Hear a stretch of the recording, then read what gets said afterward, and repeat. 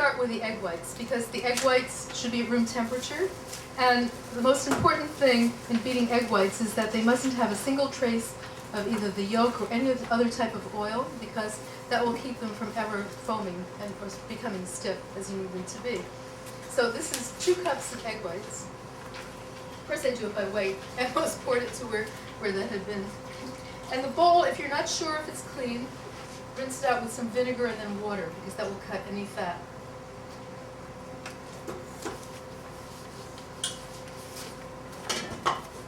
Now here's my biggest, I can't call it a secret because I've written about it a great deal, but I think the most important thing to know about, can you hear me? Yeah.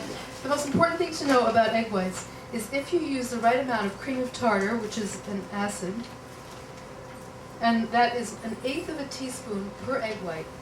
An egg white is 2 tablespoons and it weighs 30 grams, so that's a little more than an ounce. Depending on how you want to do it. But just remember this, 1/8 of a teaspoon per egg white, because more is as bad as too little. And what it will do is it will stabilize the white, so you know how people are always writing to beat until stiff but not dry, and once it's dry, it's gone. You can never overbeat once you put in the correct amount, so it's very reassuring. But you can't go by the number of eggs anymore, because this is the most peculiar thing, but the way it has to work in the industry now, or in the egg world, is that a carton of eggs have to weigh 24 ounces. So it used to be that each egg, large egg, weighed 2 ounces. Now one could weigh 6 ounces and another could weigh 1/2 ounce. And the one that weighs 2 ounces may have a yolk that's subsized, because it seems that they're having younger chickens that have smaller yolks, so there's more food in proportion to the yolk, which I think is a metaphor for obesity. You know, I mean, the poor little thing is getting too much nutrition in there. But the point is that if you say take 6 egg whites, you're not going to get the right amount. So then the whole thing is blown using the right amount of cream of tartar, right? So cream of tartar is ready, but we don't put it in until it starts foaming, because it prevents it from foaming as quickly. And then as soon as it starts foaming, you put it in and it's protected. I also like to use a tablespoon of lemon juice. And you'll notice in angel food cakes that if you don't have the right amount of acidity, it's kind of yellowish and you don't have as high a volume. So we have enough cream of tartar to give it the acidity. The lemon juice is more for flavor, but it also makes, I think, a very beautiful angel food cake. I put in a huge amount of vanilla because I don't really like angel food cake. You know? I mean, and I want to have, it doesn't have anything. It smells like marshmallows when it's baking, and there's not much to it, although it's useful in certain things. And I do add grated unsweetened chocolate, not in this one, but that cuts that sweetness, because I don't have a huge sweet tooth. But it's a very beloved cake, and I wanted to make it the best it could be. And in fact, this is so tender, using the Wonder flour, that I sent it to my 93-and-a-half-year-old father, who also never liked angel food cake, and he saw one. So she immediately loaded some strawberries onto it, and it turned into mush. I said, could you please try a piece from, that hasn't been corrupted by strawberries, and you'll see what a huge difference it makes. Okay, so here is the superfine sugar, but I've already measured it out. You have the recipe. I do things by metric, but it's in the volume, and it's also in cups and ounces and grams. And I mix together the flour, that's 100 grams, with half of the sugar. And the fantastic thing about the Wonder is that you don't have to sift it onto the beaten whites, because it won't sit heavily.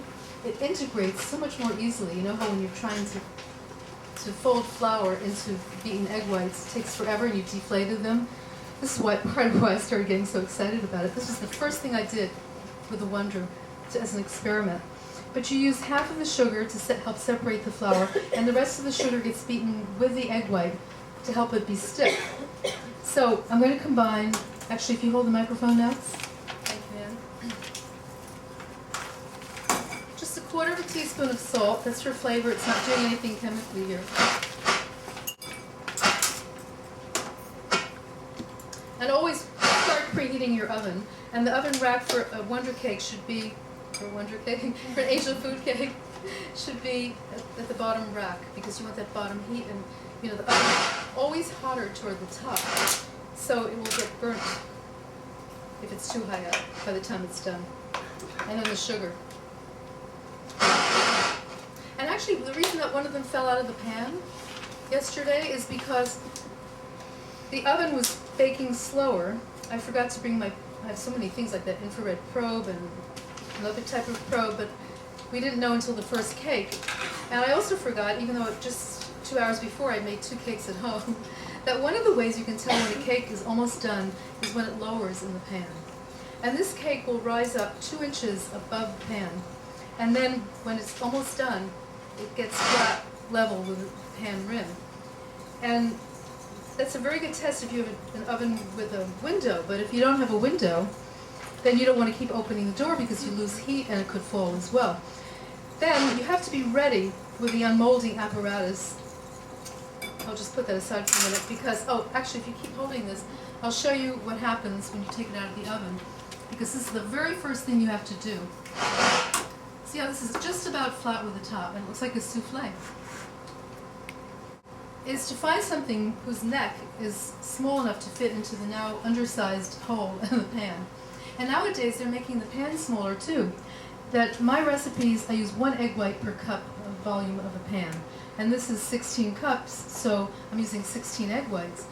But the way you can tell, because you must get a loose bottom, trying to pinch an angel food cake out of a solid pan is not fun. So you want to get a 2-piece pan, and the only people who make it now in 16-cup capacity are Wilton and Nordic Ware.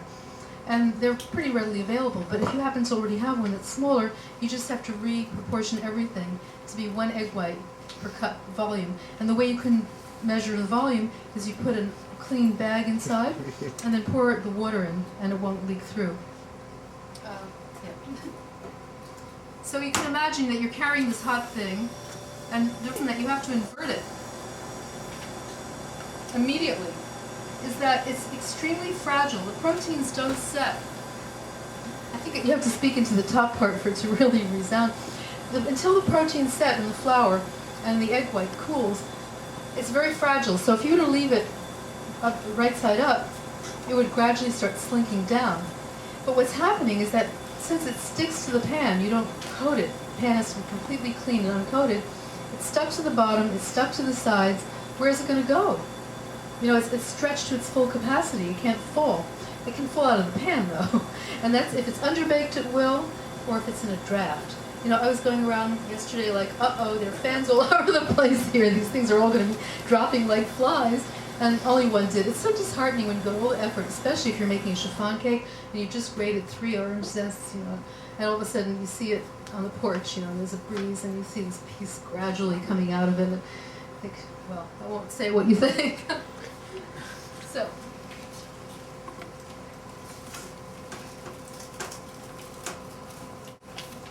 the lemon juice. Okay, so we're all set, because the lemon juice, I can add the lemon juice together with the cream of tartar. By the way, has anybody tried out this new Cuisinart mixer? This aside from Woody. Well, it's the 7-quart, and it has an absolutely wonderful shape. But also, if you know how long it's going to take to beat something, you can set the timer. And I mean, I know people advise you never to walk away from a mixer, but this one really doesn't walk on the table. I mean, if you're doing a bread dough, I wouldn't walk away from it. But when you're doing this, you'll see it's not going to budge. And so if you know it's going to take 2 minutes, for example, and you know it's protected by the cream of tartar, you can just go and answer the phone. I used to tell people what I would do is the pencil test, or the pencil trick. I would take whatever mixer I was using and put a pencil in front of it. And when I heard the pencil drop, I'd know that I'd have about 10 seconds before the mixer fell. See, a bored mechanic. Always start beating egg whites on a relatively low speed and then bring it up gradually, because you don't want it to ever beat with the highest speed, because it will break down the protein in it. Then you'll lose the elasticity that the egg white has. So because we have a healthy amount of egg white in here, but it's such a big mixer, only the tip of the whisk is in it. So you don't want to start at the lowest possible speed. I would start at 4.